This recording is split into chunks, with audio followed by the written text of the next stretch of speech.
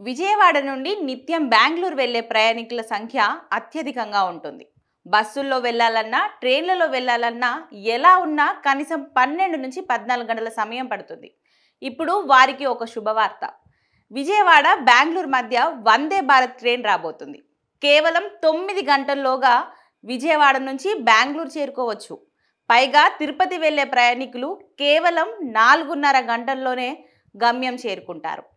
ఇక విజయవాడ బెంగళూరు మధ్య వందే భారత్ ట్రైన్ను నడిపేందుకు ప్రతిపాదనలు సిద్ధమయ్యాయి. కేవలం 9 గంటల్లోనే విజయవాడ నుండి బెంగళూరుకు చేరుకోవచ్చు. ఇక ఈ వందే భారత్లో దాదాపు 3 నుంచి 4 గంటల ప్రయాణ సమయం ఆదా కానుంది. మొత్తం 8 బోగీల్లో 7 ఏసీ చైర్ కార్లు, 1 ఎగ్జిక్యూటివ్ చైర్ కార్లు ఉంటాయి. ఈ వందే భారత్ ట్రైన్ మంగళవారం మినహా వారానికి 6 రోజుల పాటు నడవనుంది.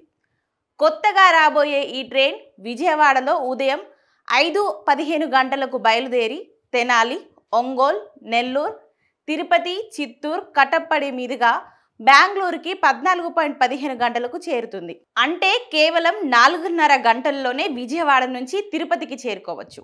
అదేవిధంగా తిరుగు ప్రయాణంలో అదే రోజు ఈ ట్రైన్లో బెంగళూరులో మధ్యాహ్నం 2:45 బయలుదేరి కటప్పాడి, చిత్తూరు, తిరుపతి, నెల్లూరు, ఒంగోలు, తెనాలి మీదుగా విజయవాడకు 11:45 చేరుకుంటుంది.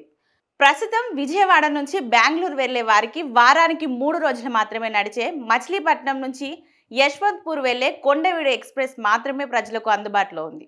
త్వరలో రాబోయే వందే భారత్ ట్రైన్తో తక్కువ సమయంలో గమ్యస్థానాలను చేరుకోవడంతో పాటు ప్రజలకు ప్రయాణ కష్టాలు తీరనున్నాయి.